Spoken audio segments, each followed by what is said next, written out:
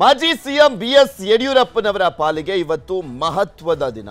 ಯಾಕಂದ್ರೆ ಪೋಕ್ಸೋ ಕೇಸ್ನಲ್ಲಿ ಹಿಂದೆ ಅರೆಸ್ಟ್ ಆಗ್ಬಿಡ್ತಾರಾ ಯಡಿಯೂರಪ್ಪನವರು ಅನ್ನುವಂತ ಪ್ರಶ್ನೆ ಇರುವಂತದ್ದು. ಪೋಕ್ಸೋ ಕೇಸ್ನಲ್ಲಿ ನಿರೀಕ್ಷಣಾ ಜಾಮೀನು ಸಿಗುತ್ತಾ ಅನ್ನುವಂಥದ್ದನ್ನ ನೋಡಬೇಕು. ಸಿಗದೇ ಇದ್ದರೆ ಸಂಕಷ್ಟ ಕಟ್ಟಿಟ್ಟ ಬುತ್ತಿ. ಬಿಕಾಸ್ ಬಂಧನ ವಾರೆಂಟ್ ಈಗ ಆಲ್ರೆಡಿ ಜಾರಿಯಲ್ಲಿದೆ. ಇದು ಹೈಕೋರ್ಟ್ನಲ್ಲಿ ನಿರೀಕ್ಷಣಾ ಜಾಮೀನು ಅರ್ಜಿ ವಿಚಾರಣೆ ನಡೆಯುತ್ತೆ. ಜಾಮೀನು ಸಿಗದಿದ್ರೆ ಹಿಂದೆ ಸಿಐಡಿಯಿಂದ ಅರೆಸ್ಟ್ ಆಗುವಂತ ಸಾಧ್ಯತೆ ಇದೆ. ಈಗೆಲ್ಲೂ ಕೂಡ ಕಾಣಿಸ್ತಾ ಇಲ್ಲ ಯಡಿಯೂರಪ್ಪನವರು. ಈಗಾಗಲೇ ಸಿಐಡಿ ಶೋಧವನ್ನ ಮಾಡ್ತಾ ಇದೆ ಯಡಿಯೂರಪ್ಪನವರು ಎಲ್ಲಿದ್ದಾರೆ ಅಂತ.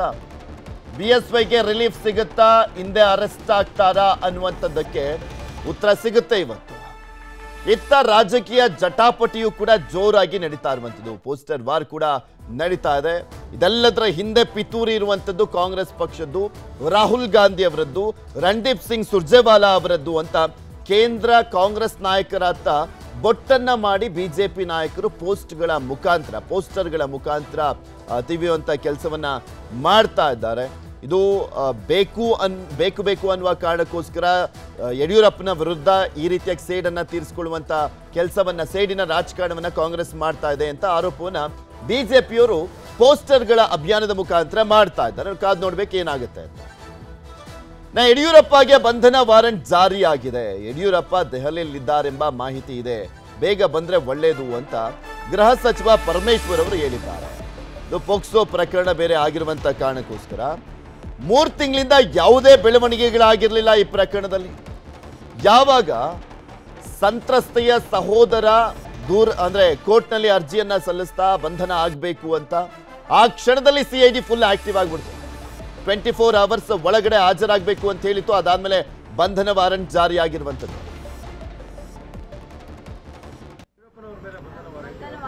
ವಾರೆಂಟ್ ಜಾರಿಯಾಗಿದೆ.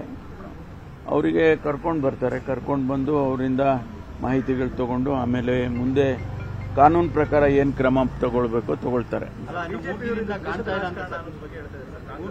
ಹೇಳ್ತಾರೆ, ಅವ್ರು ಹೇಳಬೇಕಲ್ಲ, ಅದನ್ನೇ ಹೇಳಬೇಕು. ಅವರು ಬೇರೆ ಏನು ಹೇಳಕ್ಕಾಗತ್ತೆ? ಇನ್ವೆಸ್ಟಿಗೇಷನ್ ಅಂತ ಅದೆಲ್ಲ ಈಗ FSLಗೆ ಅವರು ಕಳಿಸಿದ್ರು. ಅದನ್ನೆಲ್ಲ ರಿಪೋರ್ಟ್ಸ್ ಎಲ್ಲ ಬರಬೇಕಲ್ವಾ?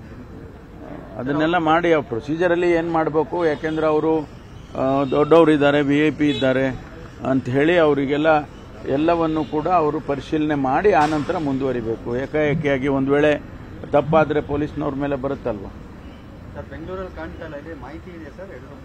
ಏನೋ ಡೆಲ್ಲಿಗೆ ಹೋಗಿದ್ದಾರೆ ಅಂತ ಹೇಳಿ ಅವರೇ ಹೇಳಿದ್ದಾರೆ.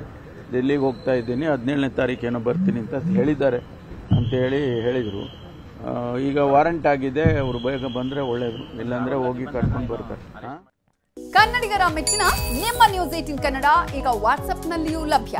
ಕರ್ನಾಟಕ ಮತ್ತು ದೇಶ ವಿದೇಶದ 360 ಡಿಗ್ರಿ ಸುದ್ದಿ ವಿವರವನ್ನ ನೀವು ನಿಮ್ಮ ಕೈ ಬೆರಳುಗಳಲ್ಲಿಯೇ ಪಡೆಯೋದಿಕ್ಕೆ ಈ QR ಕೋಡ್ ಅನ್ನ ಸ್ಕ್ಯಾನ್ ಮಾಡಿ. ನಮ್ಮ ಚಾನೆಲ್ ಅನ್ನ ಫಾಲೋ ಮಾಡಿ, ನೋಟಿಫಿಕೇಶನ್ ಆನ್ ಮಾಡಿ.